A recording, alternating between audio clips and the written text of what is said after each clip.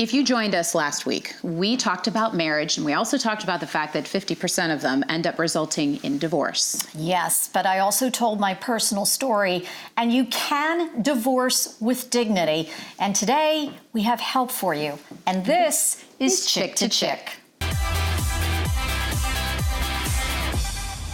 Flora, I want to start this podcast with a thank you because I thanked you last week. I was basically the voice of Sean. You're going to make me cry again. I know, but okay. When you told your story last week, and it really resonated with a lot of people because I think they really struggle and they have a very hard time taking the emotion that they have for the person that they fell in love with and then ended up falling out of love with. And they didn't know how to just keep it in a space away from their kids. My parents gave me that gift, and you gave your son that gift. So again, I encourage people to go back and listen to that. But what you did was really, really beautiful. So thank you. Thank you. Well, and if you missed our podcast last week, I told my personal story of divorcing with dignity. I had written a story about it a year ago, and it resonated with a lot of people, and we decided we should probably do a podcast on this. Mm-hmm. And that's how the whole thing came about. And, you have to be very honest. I mean, our divorce, it wasn't pretty. I mean, we got off to a very ugly, nasty start. There was a lot of animosity. But after a few years, you get rid of, you just have to let go of that negativity. You've got to let it go. You cannot walk around the rest of your life with this negative energy. And your kids don't deserve it either, your because I can't imagine if I had had that extra baggage to carry around. Well, you do. You know, it's not about you anymore. It's about your kids, and you need to put your kids first.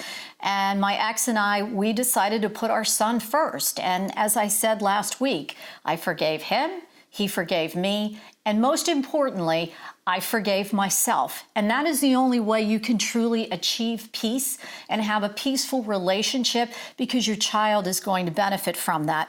Having said all that, now I do understand that some divorces, you just can't get to that point. Yeah. And there might be some people listening who are saying, I'd love that, but I have no idea how to get there. So we have that help today. Yeah, we were able to get there on our own. But if you need help and you need encouragement, there are people out there who are divorce coaches. And that leads us to our guest today. Tara Eisenhard is a divorce coach. Hi, Tara.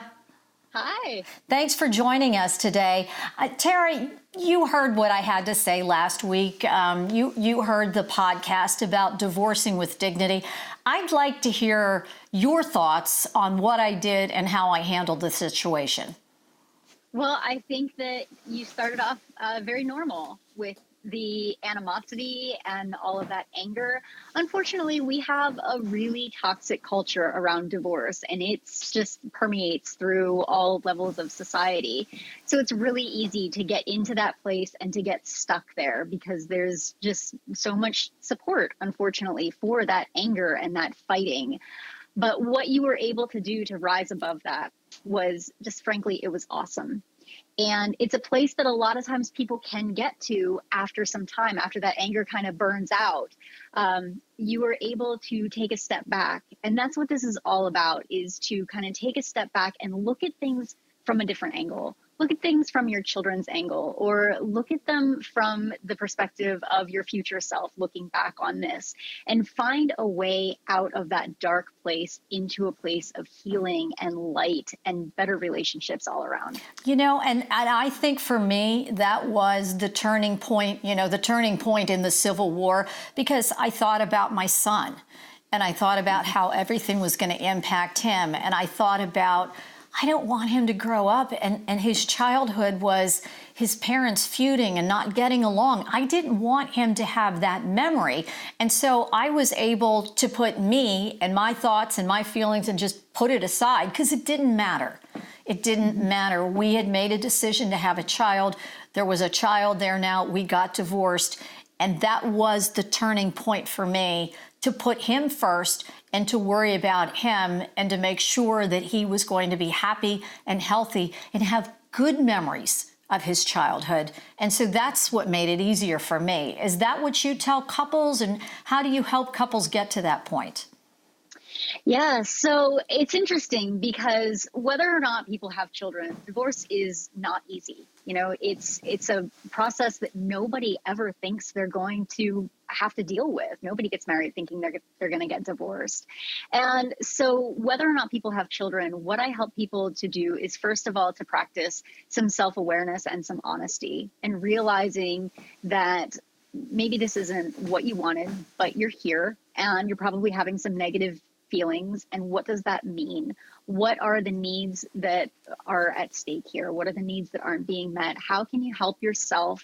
How can you look at this from a more holistic perspective and seeing who else is at play here? What does this look like from your child's perspective? What does this look like from your ex's perspective or from your friend's perspective? And try to play around with that a little bit, realizing that this is not where you thought you were going to be, but it is where you are, and it's for the best, which is something that is kind of hard to swallow for a lot of people. But really, good marriages don't end in divorce. Good marriages stay, happily married. But when that becomes a place where you can't grow together anymore, it's time to call it quits, and that's okay. I like to say that divorce is a solution to a problem. And so how can you go about moving through this solution in the most productive way possible, taking into account all of the players essentially in the game? So for someone who's listening to this or they're watching it and they're thinking, I am so stuck. I don't even know what to do. Or I'm so angry. I don't even know if I want to be kind. What is the first step that someone should take to just start to move this in a positive direction? And so the first step is usually that piece of honesty that says, this is where I am, and this is for the best. Whether or not I want to admit it right now, there's a reason that this happened. And then start to practice that self-awareness and self-love and self-care. Because when you're in that place, when you're angry and you're blaming and you're hating your ex, that's a lot of energy that you're kind of expending that you could use to turn around and to love yourself with, and to nurture yourself and spend time with people who really do love you, who care about you, who can help you to grow beyond this, people who are going to support you in a way that is encouraging and not in a way that is all about, hating and blaming and staying stuck. Coaching is a directional process. It's about moving forward. It's about, finding the light at the end of the tunnel and getting there. You really have to let go of the past if you want to have a future. You can't have all of that hate. I mean, it's exhausting. It's exhausting. It's easier to be nice and to be kind than to be negative and to have all of that animosity. I just found it to be exhausting. And quite frankly, I didn't want to live like that. Who wants to live like that? So question I have, oftentimes people get trapped in the cycle of they call their girlfriends or their parents or whatever, and they just do nothing but just unload, and it's negative and negative. What do you tell the folks out there who their support system has sort of been their cheerleaders for sort of the wrong reasons? What do you say to them to get them maybe talking to not just someone like yourself, but someone else who's really going to not go down that road of being angry and negative with them? Yeah. And so a lot of the work that I do with people has to do with that assessing the support system. And I have people look at, who am I sharing these things with? And how do I feel when I'm interacting with these people about this topic? And what are they telling me to do? Are they keeping me stuck? Are they keeping me in the past? Are they moving me forward? Are they encouraging me, or are they blaming my ex? And really look at those relationships. And then we can start to talk about maybe setting some new boundaries, so that you're sharing in the appropriate spaces with the appropriate people. And not to say that you shouldn't vent, because of course everybody needs that, but it's not a place where you should live, to be in that place of stuckness and animosity and anger and hate. It just doesn't get you anywhere. It keeps your wheels spinning, and we want to move forward. Yeah, it does hold you back. I mean, and let's be honest, when you're venting to your friend, you're telling one side of the story, and I like to say there aren't two sides to every story, there are three sides to every story. So they're responding to whatever you're saying, and you're just regurgitating whatever negativity.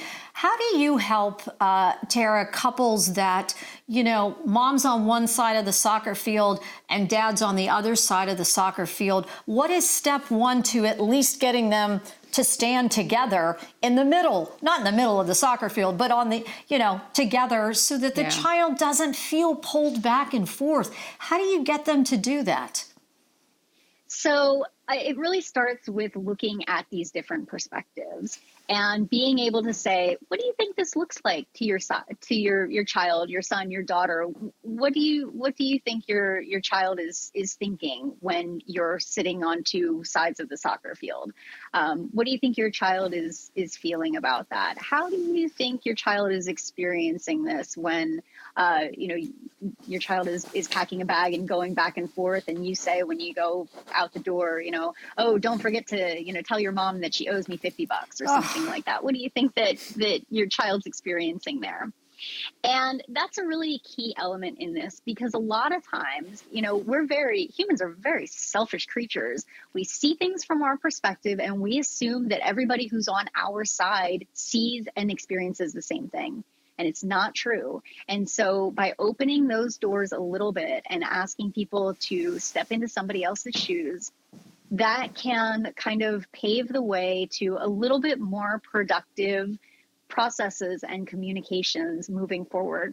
And it's not always appropriate for mom and dad to sit together at the sporting events. Sometimes it's just plainly not safe for that to happen. Sure. But one person still has a lot of power in that scenario. And even if you have one parent who's able to think about that from the child's perspective, and one parent who's able to alter their own behavior in a way that's more healthy, that's going to have a huge impact on that child's life moving forward. This is all great advice. And for people who are listening and watching and they just need to find out more and find out from you, do you have any contact information that you can share? I do. So I'm on all the social media. I'm on Facebook. I'm on Twitter. I'm on Instagram. Not all of them. There's a lot of them. I'm on YouTube. But the easiest way is just to go to my website, taraeisenhart.com. And there's a ton of information. You can contact me through there. Awesome. Tara, thank you so much for joining us. Just great information there. And I like what she says all the time. She's focusing on the child. Focus on the child. And I do understand, I really do understand that sometimes this isn't going to work. It's just not, because as Tara pointed out, sometimes there are safety issues. But mom and dad, please, if you can put your differences aside, please do it for your kids. Do it for your kids. Take it from me. It's the best measure. It really, really is. On that note, I thank you again. I think Tara, she had great advice. And if you want to continue to follow the things that we chirp about, we're all over social media. We're on Facebook, and now we're on IGTV on Instagram, so you can catch the entire episodes there. Also, we encourage you to check out our YouTube page, and you could subscribe, because then, hey, lucky you, every Monday, boop, boop, there we are, chirping at you on a Monday. You'll get that notice. And so we will be back next week to chirp about another topic.